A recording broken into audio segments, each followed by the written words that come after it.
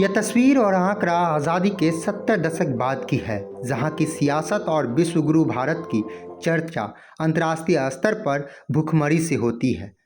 देश के सबसे बड़े लोकतंत्र में मीडिया चुपचाप देखती रह जाती है। नमस्कार, मैं मंटून कुमार। विश्वगुरु बनने की चाहत रखने वाला हमारा देश भारत फिलहाल भूखमरी की मार इस कदर झेल रहा है कि साल दर साल इसके आंकड़े ग्लोबल हंगर इंडेक्स में गोता लगा रहा है। पड़ोसी देश पाकिस्तान, श्रीलंका, नेपाल और बांग्लादेश से भी इसकी हालत बदतर है।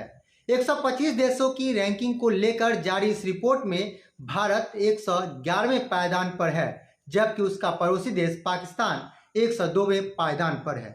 इस सूची में दक्षिण एशिया का सबसे बेहतर स्थिति में देश श्रीलंका है, जहां आर्थिक दिक्कतों से जूझ रहा है। श्रीलंका को इस इंडेक्स में 60वां स्थान दिया गया है। वह सिर्फ एक पड़ोसी देश अफगानिस्तान को छोड़कर सभी की स्थिति हंगर इंडेक्स में भारत से बेहतर है। अफगानिस्तान इस सूची में 109वें स्थान पर अभी भी टिका हुआ है, जबकि भारत के पड़ोसी देश नेपाल 69वें स्थान पर है, जबकि बांग्लादेश 81वें स्थान पर है। यानी ये सभी देश अपने लोगों की भूख मिटाने में भारत से बेहतर साबित हो रहे हैं और भारत 2023 के हंगर इंडेक्स में भी काफ़ी पीछे हैं। बता दें कि ग्लोबल हंगर इंडेक्स 2022 में भारत 121 देशों की सूची में 107वें स्थान पर था। भारत को उन 31 देशों की लिस्ट में रखा गया था जहां भूखमरी की समस्या गंभीर मानी गई। पाकिस्तान, नेपाल, बांग्लादेश, म्यांमार जैसे देश भी ग्लोबल हंगर इंडेक्स में भारत से आगे थे। भारत सरकार ने इस इंडेक्स की विश्वसनीयता पर हर बार सवाल खड़ा कर दिया है, क्योंकि इसके आका और इसके जो बिरादरी हैं वो भी विश्लेषण कूद कर रहे हैं, लेकिन अपने मदारी के सामने मजाल है कि बंदरिया या बंदरवा एक शब्द भी बोल ले। कैसे मापा जाता है ग्लोबल हंगर इंडेक्स, इसको हम पहले समझने की कोशिश करेंगे, लेकिन जिस तरह से इसे आंकड़ों को छुपाया जाता है, मीडिया में खबरें नहीं दिखाई जाती है, ये भी सोचने की बात है। मालूम हो कि ग्लोबल हंगर इंडेक्स वैश्विक, क्षेत्रीय और राष्ट्रीय स्तर पर भूख को व्यापक रूप से मापने और उन पर नजर रखने का एक जरिया है, जिसका स्कोर खासकर के 4 संकेतों के मूल्य पर मापा जाता है।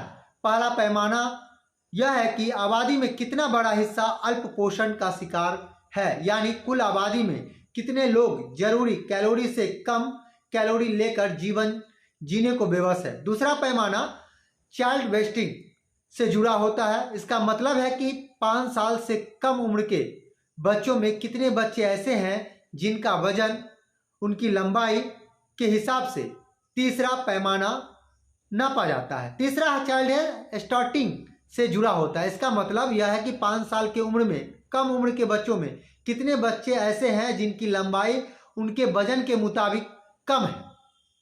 सबसे अंतिम पैमाना चाइल्ड मोर्टालिटी से जुड़ा होता है।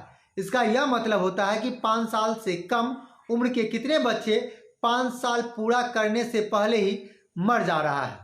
मतलब इन आंकड़ों के जरिए और इन पैमानों के जरिए भूखमरी मापा जाता है कि देश की स्थिति क्या है। या आसान भाषा में ऐसे समझे तो कुपोषण शिशुओं में भयंकर कुपोषण, बच्चों के विकास में रुकावट और बाल मृत्यु दर के आधार पर ही इस आंकड़ों को और इसे स्कोर दिया जाता है। GHI का कुल स्कोर 100 पॉइंट होता है। इसके आधार पर किसी देश की भूख की गंभीरता की स्थिति देखी जाती है। यानी कि अगर किसी देश का स्कोर 0 है तो उसकी अच्छी स्थिति मानी जाती है, अगर किसी देश का स्कोर 100 है तो उसकी बेहद खराब स्थिति मानी जाती है। भारत का स्कोर अभी लगभग 18.3 है, जो कि बेहद गंभीर श्रेणी में आता है। इस रिपोर्ट में क्या खास है और भारत के कुपोषण में बच्चों की स्थिति गंभीर मानी जा रही है। जिन 4 पैमानों पर मापा जाता है उससे एक बच्चों में गंभीर कुपोषण की स्थिति भी है, जो भारत में इस बार उससे भी कम फीसदी पाया गया है, जबकि यही आंकड़ा 2014 में 15.1% था। इसका आंकड़ा भारत में लगातार जो है घटते जा रहा है। अगर कुपोषण की पैमाने की बात की जाए तो वो काफ़ी बढ़ी है इन दिनों, और पैमाना देश की कुल आबादी पर कितना खाना खाने की कमी का सामना कर रही है यह भी दिखाता है।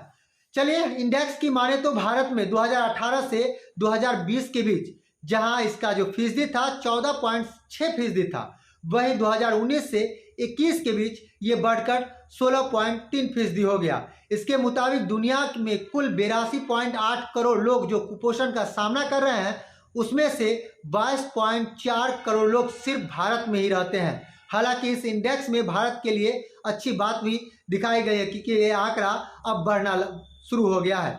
इस रिपोर्ट में कुल 44 देश ऐसे हैं जिनकी स्थिति बेहद खतरनाक स्तर पर है, जिनमें भारत भी शामिल है।